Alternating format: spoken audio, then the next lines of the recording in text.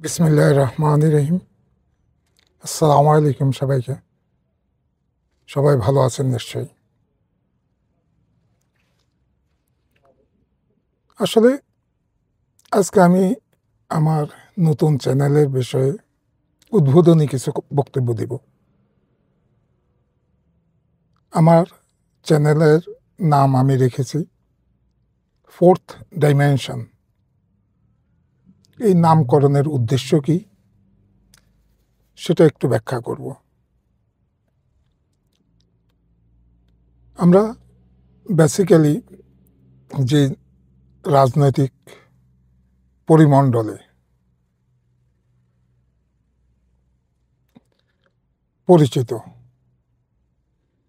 সে সম্পর্কে একটু আমাদের নতুন করে ভাবনার প্রয়োজন।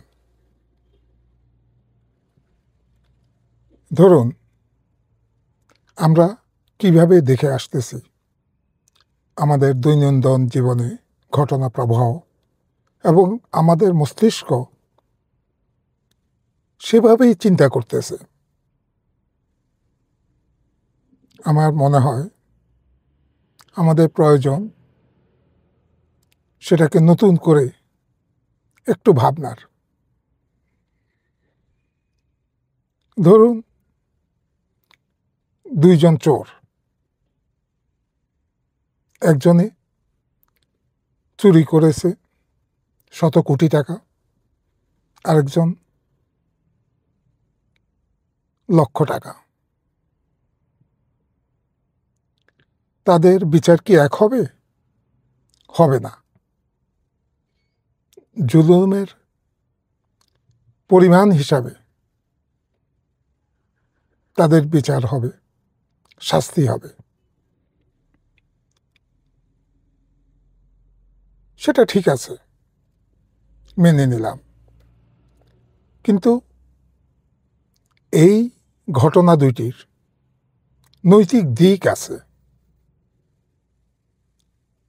সেটা কেমন? ধরুন, যে কোটি টাকা আত্মসাৎ করলো, চুরি করলো, সে অন্যের সম্পদ হরণে তার কোনো নৈতিক বাধা নাই। সে মনে করে আমার সুযোগ আছে, সেটা চুরি হোক, প্রতারণা হোক, আমি নিয়ে নিলাম, এটা আমার। আর যে লক্ষ টাকা চুরি করে বা তারও কম, তার মনস্তাত্ত্বিক অবস্থাটা কি? তার মনস্তাত্ত্বিক অবস্থা, সেও নৈতিকভাবে মনে করে আমি সুযোগ পাইলাম, সেটা চুরি হোক, প্রতারণা হোক, সেটা আমি নিয়ে নিব, এটা আমার। অর্থাৎ নৈতিকতার বালাই নাই। উভয়ের ক্ষেত্রে এই নৈতিক অবস্থানটা, নৈতিক বিচারবোধটা বা নৈতিকতা একই। আজকে যে 10 টাকা চুরি করে, লক্ষ টাকা চুরি করে, তার যখন সুযোগ হবে তখন সে কোটি টাকা চুরি করতে বা দেশ বিক্রি করে দিতে তার বাধবে না, কারণ ওইটা তার নৈতিকতায় অ্যাকসেপ্টেবল। আর আমরা কি দেখে আসতেছি স্বাধীনতা উত্তর অথবা স্বাধীনতার পরবর্তী সময়ে আমাদের যেসব রাজনৈতিক নেতৃবৃন্দ আমাদেরকে কি শিখিয়েছে?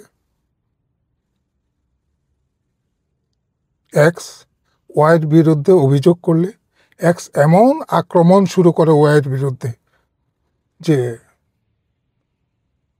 আমি 10 টাকা চুরি করছি, কিন্তু সে তো ডাকাতি করছে, এই এই এই এই অপরাধ করছে। অর্থাৎ দৃষ্টিকে অন্যদিকে ঘুরিয়ে দেওয়া। আমরা ওইটাতেই অভ্যস্ত। নৈতিক অবস্থানে না গেলে যে কি পরিণতি হয় তা তো আমরা দেখতেছি। আজকে 54 বছরে আমাদের রাজনৈতিক সামাজিক অবস্থার কোনোই উন্নতি হয় নাই। নিজের বেলায় সবসময় সাফাই দেওয়া। কেউ অন্যায় করে সে অন্যায়কে উপলব্ধি করা এবং সেটার থেকে শিক্ষা গ্রহণ করা, কেউ তা করে নাই। শুধু সাফাই গাওয়া আর অন্যকে খাটো করা, এই হলো আমাদের রাজনৈতিক কালচার, সামাজিক কালচার। প্রতিটা ক্ষেত্রে আমরা ওইভাবে ভাবতেছি এখন, কারণ আমাদের পথ প্রদর্শক যারা ছিল তারা এইভাবেই আমাদেরকে বোকা বানিয়েছে, আমাদের মনস্তত্ত্বকে ভিন্ন খাতে, ভিন্ন বিচার বিবেচনায়, ছোট চোর বড় চোর, ছোট গুন্ডা বড় গুন্ডা, এইভাবে শিখাইছে। এবং ও তো এত বড় চোর, সুতরাং ওকে বাদ দাও, আমি ছোট চোর, আমাকে সমর্থন দাও। কেউ আসলে এই শিক্ষা দেয় নাই নৈতিক অবস্থান কোনটা। আমাদের নৈতিক অবস্থানে দাঁড়াইতে হবে। সেই নৈতিক অবস্থানে যদি দাঁড়াইতে না পারি, তাহলে আমাদের ভবিষ্যৎ আরও অন্ধকার। এই লড়াই আমাদেরকে শুরু করতে হবে। আজ আমরা যদি করতে না পারি, আমাদের পরবর্তী প্রজন্ম করবে। কিন্তু পরবর্তী প্রজন্মের কাছে আমরা জবাবদিহি করতে হবে। আমার বাবা দাদারা তাদের দায়িত্ব পালন করে নাই। তাই সবাইকে আহ্বান করব, আসুন নতুন করে চিন্তা করি। এই ছোট চোর বড় অপরাধী ছোট অপরাধী, এই তুলনামূলক বিশ্লেষণ থেকে বেরোয় নৈতিক অবস্থানে দাঁড়াই। আমরা আমাদের পরবর্তী প্রজন্মের জন্য একটা সুন্দর বাংলাদেশ উপহার দেওয়ার লড়াইয়ে একত্রিত হই। সবাইকে ধন্যবাদ।